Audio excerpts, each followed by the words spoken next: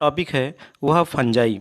आज ये हम जो टॉपिक लेकर के आए हैं ये हमारा फंजाई का दूसरा लेक्चर है, अर्थात कवक का यह दूसरा लेक्चर है। और आज हम अपने इस लेक्चर में बात करने वाले हैं रिप्रोडक्शन इन फंजाई, कवकों में जनन की बात करने वाले हैं दोस्तों। हमारा पहला जो लेक्चर हुआ था वो कॉन्सेप्ट ऑफ फंजाई था, यानी फंजाई के बारे में हमने कुछ महत्वपूर्ण तथ्य के बारे में चर्चा किया था। तो आज हम रिप्रोडक्शन इन फंजाई के बारे में देखेंगे। तो चलिए बात करते हैं रिप्रोडक्शन। जनन क्या है दोस्तों? आप जानते हैं कि अपनी तरह संतान उत्पन्न करने की क्षमता जनन कहलाती है, ठीक है। और यह हम जनन बात कर रहे हैं फंजाई में, ठीक है, कवक में। तो चलिए देखें इसमें जनन कैसे होता है, अपनी ही तरह संतान ये कैसे उत्पन्न करते हैं, कितनी विधियों द्वारा उत्पन्न करते हैं। तो दोस्तों हम आपको बता दें कि जो कवक में जनन होता है, जनन तीनों विधियों द्वारा होता है। जनन की तीनों विधियां हैं। आप देख रहे हैं कि पहला वेजिटेटिव रिप्रोडक्शन, जनन की वेजिटेटिव रिप्रोडक्शन अर्थात कायिक जनन। इसमें क्या होता है कि कोई जो है एक बॉडी का कोई पार्ट्स टूट करके अलग होता है, कहीं से ब्रेक डाउन होता है और टूट कर अलग होता है, और अनुकूल परिस्थिति आने पर वह नए जो है ऑर्गेनिज्म को जन्म देता है, अर्थात नए कवक को जन्म दे देता है। जो दूसरा मेथड है वह है एसेक्सुअल रिप्रोडक्शन अर्थात अलैंगिक जनन। देखिए इसमें लिंग की ज़रूरत नहीं होती दोस्तों, ठीक है, ये इसका नाम ही है अलैंगिक जनन। तो आखिर ये जनन होता फिर कैसे है? लिंग की ज़रूरत नहीं होती है और बॉडी टूट कर नहीं गिरती है। तो यह मुख्य रूप से जो अलैंगिक जनन होता है दोस्तों, यह होता है स्पोर द्वारा। किसके द्वारा? स्पोर द्वारा। तो जब कभी भी अलैंगिक जनन की बात आए तो आप अपने माइंड में रखिएगा कि यह स्पोर द्वारा होता है, अर्थात बीजाणुओं के द्वारा होता है दोस्तों। अभी हम आगे चर्चा कर रहे हैं, ठीक है।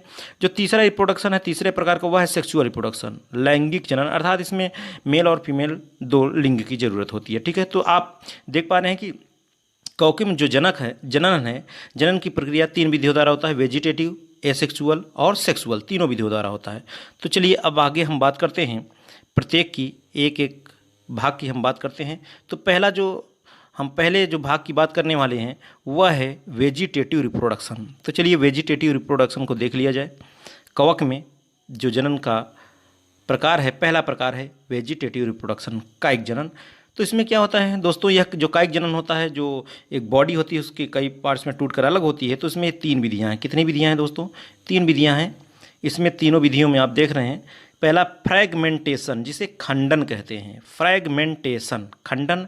दूसरा है फिजन, इसे विखंडन कहते हैं, यानी खंडन विधि द्वारा और विखंडन द्वारा। और तीसरा है मुकुलन अर्थात बडिंग। इसमें क्या होता है दोस्तों, हम आपको बडिंग में क्या होता है कि यह कोई इसकी सेल्स है, इसमें आउट ग्रोथ निकल जाती है, इसमें एक आउट ग्रोथ निकल जाती है। इसी आउट ग्रोथ को क्या कहते हैं? बड कहते हैं। क्या कहते हैं दोस्तों? बड। और यह मुख्य जो है इस सेल से जब अलग होती है तो अलग होकर के नए जो है फंगस को जन्म देती है। तो दोस्तों जो फ्रेगमेंटेशन जो खंडन विधि है, हमने यहाँ पर दिखाया है कि यह ब्रेकिंग ऑफ हाइफी अर्थात हाइफी के टूट जाने से, उसका खंड खंड में टूट जाने से यह जनन की विधि होती है। इसका एग्जाम्पल है दोस्तों म्यूकर और राइजोपस में फ्रेगमेंटेशन के द्वारा वेजिटेटिव रिप्रोडक्शन होता है दोस्तों। और जो फिजन है, विखंडन और मुकुलन, इसका मुख्य रूप से जो उदाहरण है वह है ईस्ट दोस्तों, इसका उदाहरण है ईस्ट। कहीं कहीं पर आपको देखने को मिलेगा कि बडिंग, फिजन और इसके अलावा ओइडियम और क्लेमाइडोस्पोर की बात आती है दोस्तों। तो ये जो ओइडियम और क्लेमाइडोस्पोर हैं, अब देखिए स्पोर शब्द आ गया दोस्तों। तो स्पोर शब्द हमने बताया कि जो स्पोर द्वारा होता है अलैंगिक जनन, ठीक है, किसके द्वारा? अलैंगिक जनन। तो चलिए अब हम वेजिटेटिव की जो चर्चा किए, अब हम दूसरा जो हमारा जनन की विधि है वह है एसेक्सुअल रिप्रोडक्शन अर्थात अलैंगिक जनन। अभी वेजिटेटिव में आपने देखा फ्रेगमेंटेशन, फिजन और बडिंग। फ्रेगमेंटेशन में आपने उदाहरण भी देखा न्यूकर राइजोपस, और फिजन में देखा ईस्ट, और बडिंग में भी एग्जाम्पल है इसका ईस्ट। तो अब एसेक्सुअल रिप्रोडक्शन की हम बात करते हैं दोस्तों। तो चलिए एसेक्सुअल रिप्रोडक्शन की हम बात कर लेते हैं, ठीक है। एसेक्सुअल रिप्रोडक्शन में क्या होता है? तो दोस्तों हम आपको बता दें जो एसेक्सुअल रिप्रोडक्शन है, इसमें देखिए मुख्य रूप से किसके द्वारा होता है? स्पोर फॉर्मेशन के द्वारा होता है, बीजाणु के बनने के द्वारा होता है, ठीक है। अब इसमें जो बीजाणु बनता है यह देखिए दो प्रकार का। कितने प्रकार का दोस्तों? दो प्रकार का। एक कोनिडिया, दूसरा स्पोरेंजियोस्पोर्स। क्या कहलाता है? स्पोरेंजियोस्पोर्स, और पहला है कोनिडिया, ठीक है। जो कोनिडिया होता है यह ओरिजिन में कैसा होता है दोस्तों? एक्सोजीनस स्पोर होता है, अर्थात बॉडी के बाहर ये कोनिडिया का डेवलपमेंट होता है। जैसे आप देख रहे हैं यह संरचना है, जो इसके ऊपर आप देख रहे हैं गोलनुमा संरचनाएं हैं, पूरी कोनिडिया हैं, ये कोनिडिया। और कोनिडिया ये गोलनुमा संरचनाएं स्पोर्स जो होती हैं गोल जो संरचनाएं होती हैं स्पोर्स कहलाती हैं। ये जिस संरचना पर उपस्थित होती है उसे कहते हैं कोनिडियोफोर। ठीक है, क्या कहते हैं दोस्तों? कोनिडियोफोर। तो कोनिडिया ओरिजिन में एक्सोजीनस होता है। ठीक है, इसका एग्जाम्पल है जो कोनिडी द्वारा एसेक्सुअल रिप्रोडक्शन होता है, इसका एग्जाम्पल है पेनिसिलिन और एस्परजिलस। पेनिसिलिन और एस्परजिलस में एसेक्सुअल रिप्रोडक्शन कोनिडिया द्वारा होता है दोस्तों। अब जो हम बात कर रहे हैं स्पोरेंजियो स्पोर्स की, स्पोरेंजियो स्पोर्स की जो बात कर रहे हैं दोस्तों, यह ओरिजिन में कैसा होता है? इंडोजीनस। कोनिडिया एक्सोजीनस होता है, जबकि स्पोरेंजियो स्पोर्स क्या होता है? इंडोजीनस होता है दोस्तों। और ये स्पोरेंजियो स्पोर्स देखिए दो प्रकार का दोस्तों। कितने प्रकार का? दो प्रकार का, एक जू स्पोर्स और एक प्लानोस्पोर। जब कभी भी जू स्पोर की बात आए दोस्तों तो यह चल बीजाणु होता है। कैसा होता है? चल बीजाणु। जो स्पोर होता है चल बीजाणु, क्योंकि इसके कहते हैं क्योंकि इसमें फ्लैजेला होते हैं। क्या होते हैं दोस्तों? ये फ्लैजेला होते हैं और यही से जो है मूवमेंट प्रदान करते हैं, गति प्रदान करते हैं, अर्थात इस कारण से इसे जू स्पोर्स कहते हैं, चल बीजाणु। ये मोटाइल है, ये देखिए लिखा है कि ये कैसे होते हैं? मोटाइल होते हैं दोस्तों, है ना, मूवमेंट करने में सक्षम होते हैं फ्लैजिला की सहायता से। जबकि ये प्लानोस्पोर क्या होते हैं दोस्तों? ये नॉन मोटाइल होते हैं। कैसे होते हैं? नॉन मोटाइल, अचल बीजाणु होते हैं। ये प्लानोस्पोर अचल बीजाणु होते हैं। और यह जो है प्लानोस्पोर द्वारा अलैंगिक जनन जो होता है वह किसमें होता है दोस्तों? म्यूकर में और राइजोपस में। किसमें? म्यूकर में और राइजोपस में होता है। ठीक है, अब हम बात करने वाले हैं जू स्पोर्स जो होते हैं, चल बीजाणु होते हैं, ये कितने प्रकार के? तो दोस्तों यह दो प्रकार का होता है, एक यूनिफ्लैजिलेट और दूसरा होता है बाइफ्लैजिलेट। कौन से दोस्तों? यूनिफ्लैजिलेट और बाइफ्लैजिलेट।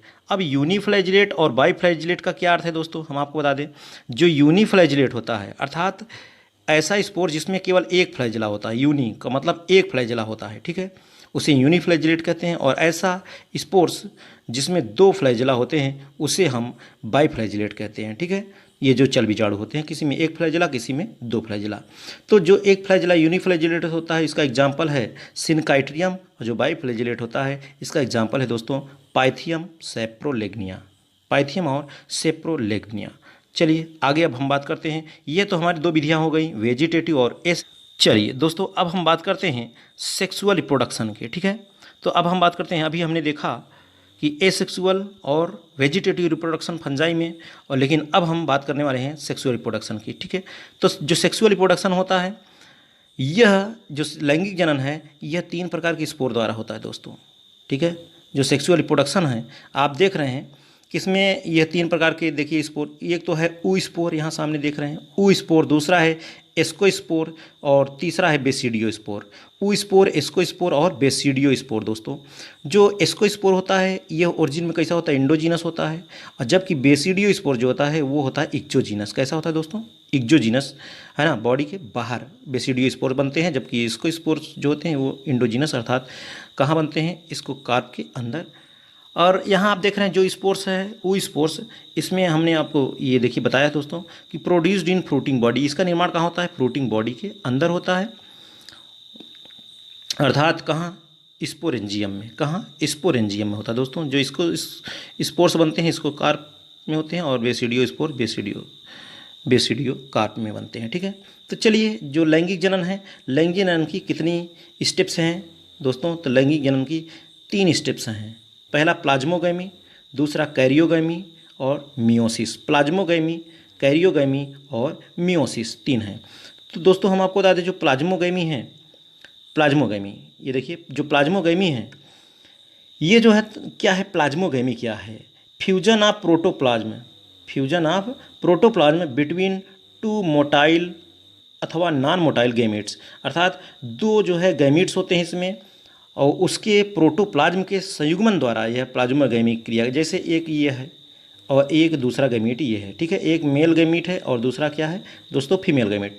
इसके जो प्रोटोप्लाज्म होते हैं ये, इसका जब संयुग्मन होता है प्रोटोप्लाज्म का, इसके साथ जब संयुग्मन होता है तब उसे हम कहते हैं प्लाज्मोगैमी।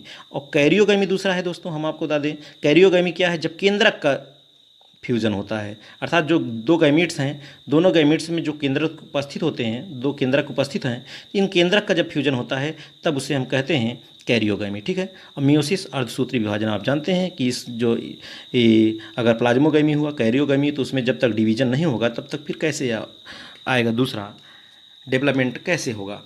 अदर स्पीसीज़ की। तो यहाँ पर आप देख रहे हैं, आप आगे यहाँ हमने दिखाया भी है कि ये एन दो अगुणित सेल्स हैं। ये दोनों जो है जब आपस में मिलती हैं, पहले प्लाज्मोगैमी मिला, इसके केंद्रक अलग अलग हैं, प्लाज्मा में ही इसके केंद्रक अलग अलग हैं। तो यह अवस्था कहलाती है डाइकैरियन। क्या कहलाती है दोस्तों? डाइकैरियन। तो अर्थात इसमें 2 न्यूक्लियाई होते हैं। एक कोशिका में कितने न्यूक्लियाई होते हैं दोस्तों? 2 न्यूक्लियाई होते हैं। इसे डाइकैरियोफेज भी कहते हैं। क्या कहते हैं दोस्तों? डाइकैरियोफेज। और यह जो होती है डाइकैरियोफेज जो प्रावस्था होती है, हम आपको बता दें, डाइकैरियोफेज की जो प्रावस्था है, इसमें डाइकैरियोफेज की प्रावस्था में यह वेरी शॉर्ट टाइम के लिए भी होती है और लॉन्ग टाइम के लिए भी होती है। ठीक है, वेरी शॉर्ट बहुत कम समय के लिए, अल्पकालिक के लिए किसमें होता है? फाइकोमास्टीज के सदस्यों में होता है। जबकि लॉन्ग टाइम के लिए यह अवस्था जो बनती है डाइकैरियोफेज, ये किसमें होता है? एस्कोमास्टीज और बेसिडियोमास्टीज के सदस्यों में लॉन्ग टाइम के लिए होता है दोस्तों। तो जब ये डाइकैरियन अवस्था होती है तो जाहिर सी बात है इसके प्रोटोप्लाज्म में जो अलग अलग केंद्रक हैं, जब केंद्रक का फ्यूजन होता है तब उसे हम क्या कहते हैं?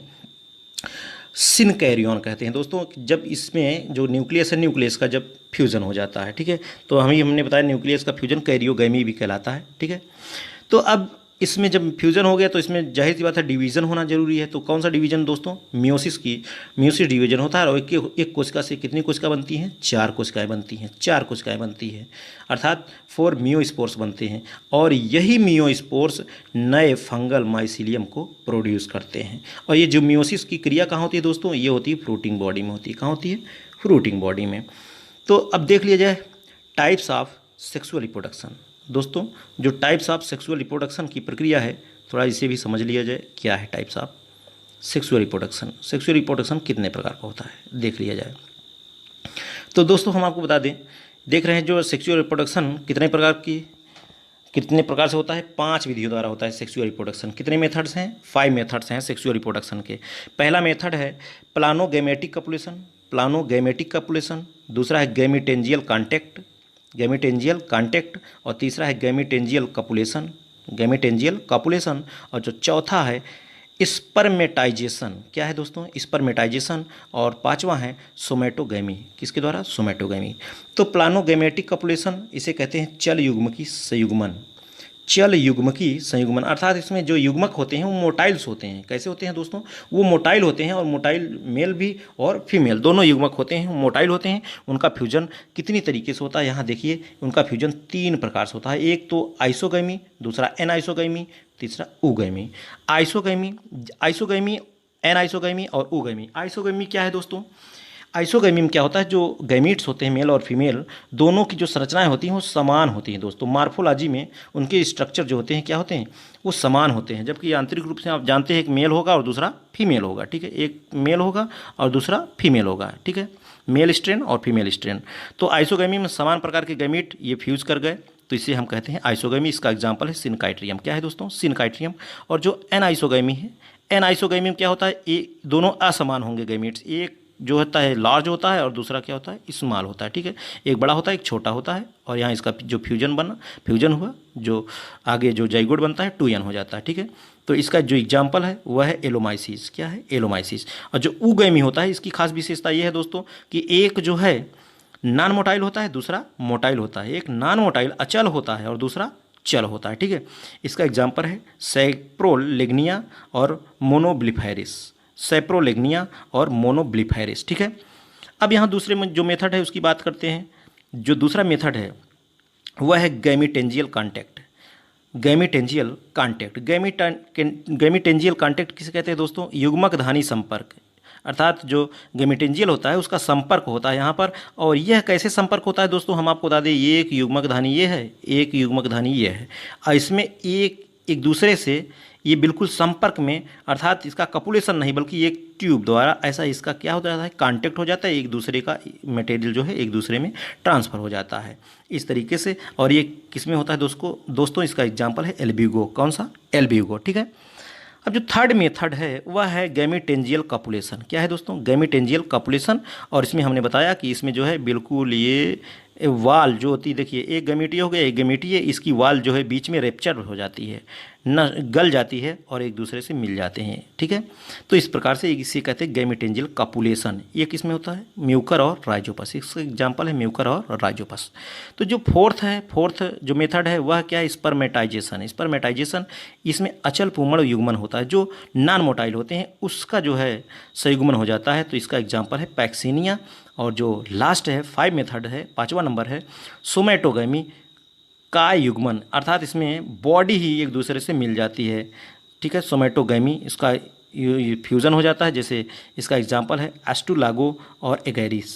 एस्टिलागो और एगैरिस इसका एग्जाम्पल है। तो दोस्तों आज का ये हमारा दूसरा लेक्चर था। अब हम आपके लिए जो तीसरा लेक्चर हम आपके लिए लाएंगे वह होगा इकोनॉमिक इंपॉर्टेंस ऑफ फंजाई, ठीक है। Economic importance of fungi. तो चलिए आज के अपने इस लेक्चर में हम यहीं तक रहते हैं।